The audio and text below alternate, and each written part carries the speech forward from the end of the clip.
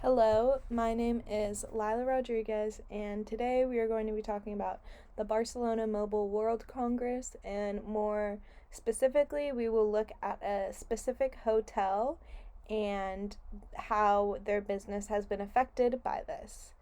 The Barcelona Mobile World Congress is a yearly trade show that focuses on the mobile communications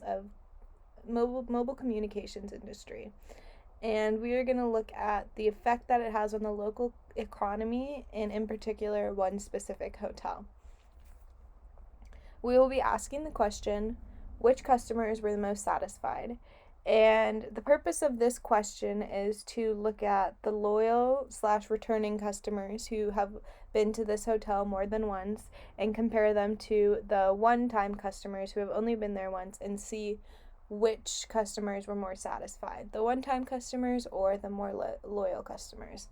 And we are able to figure this out through the study. This woman conducting the study asked customers who were in the hotel to rate their experience.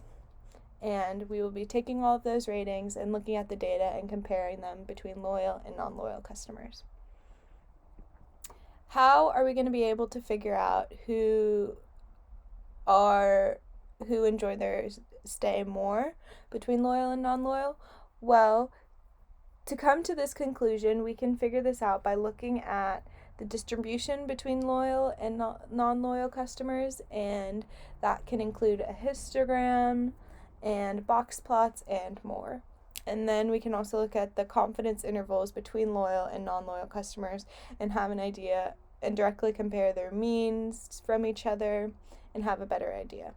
Then we can look at a hypothesis test and figure out if we should use a null or alternative hypothesis, if we should use a one-tail or two-tail hypothesis, and if we are going to use an upper or lower tail hypothesis.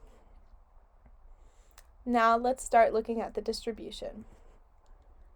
Here you can see I have made a bin distribution, and you can see here are the ratings 0 through 5, and these are the loyal customers' ratings and the non-loyal customers' ratings. These numbers signify how many customers rated it a 2 or rated it a 2.5, for example. So by looking at this distribution between loyal and non-loyals, we can see that between 3.5 and 5, loyal customers have a lot more ratings compared to non-loyal customers. And we can see here that at 3, non-loyal customers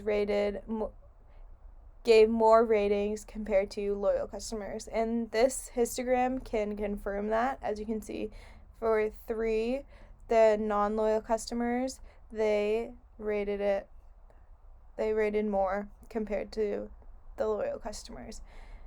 But as you can see, after the number 3, once we hit 3.5, as shown here, it flips. So loyal customers rated more 3.5s compared to non-loyals. They also rated more 4s compared to non-loyal customers. And as you can see here, they are the only customers who rated it a 5. No non-loyal customer rated their experience a 5, which can be important later. Another form of distribution that we can look at is a box plot. This box plot is directly comparing the mean, the quartiles, and the outliers to each other. From this box plot, we can figure out that both of the groups, they do have pretty similar responses. There isn't too much skew between the groups. We can also see that there are more outliers for loyal customers, meaning that people returning maybe had a good first experience and then their second experience it wasn't as good, so that could cause them to have an outlier.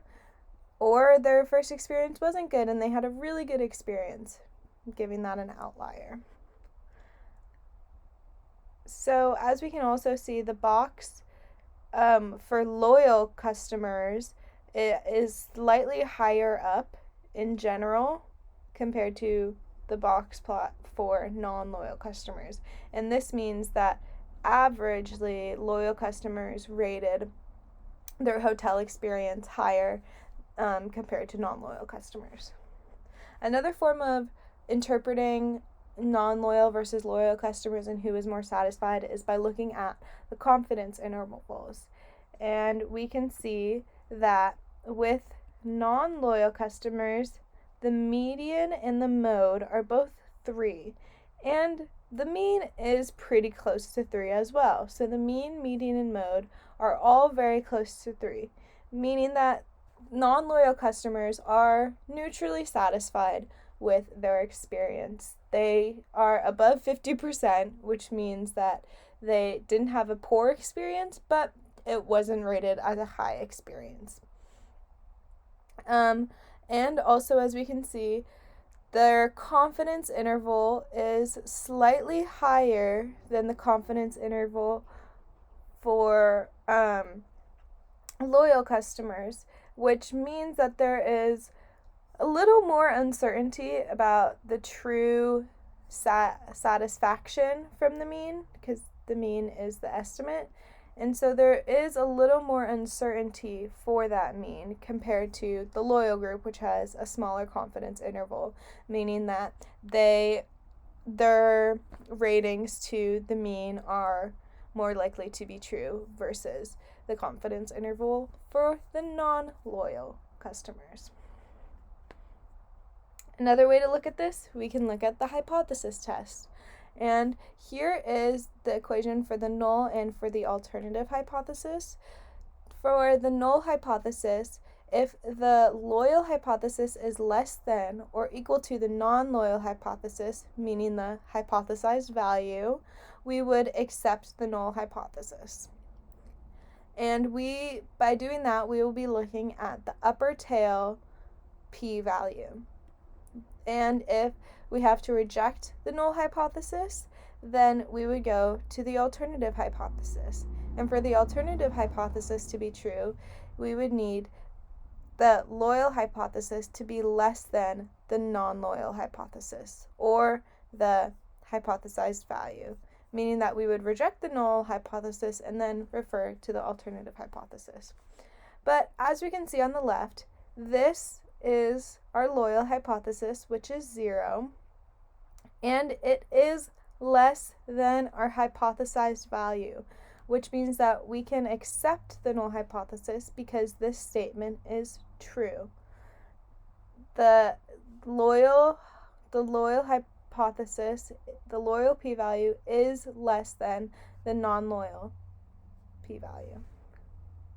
And we can see that the hypothesized value for 3, I just said that, I'm so sorry.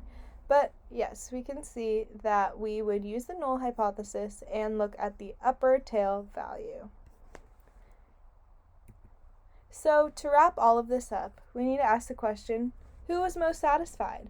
And I think we can get a good understanding that the hypothesis test confirms, going back, that loyal customers have a significantly higher satisfaction than the hypothesized value, which means that focusing on maybe customer loyalty programs can be more beneficial rather than focusing on getting new customers in, because as we can see, loyal customers tend to give a higher rating compared to non-loyal customers.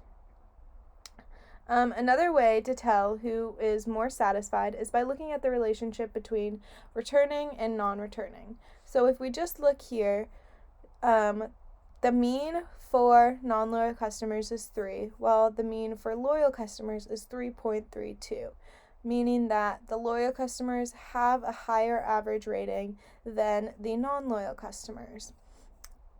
And just looking at the minimum rating, if the loyal customers have a higher minimum rating than the non-loyal customers, and same with the maximum, looking at those. So we can kind of tell that all of these, since all of these are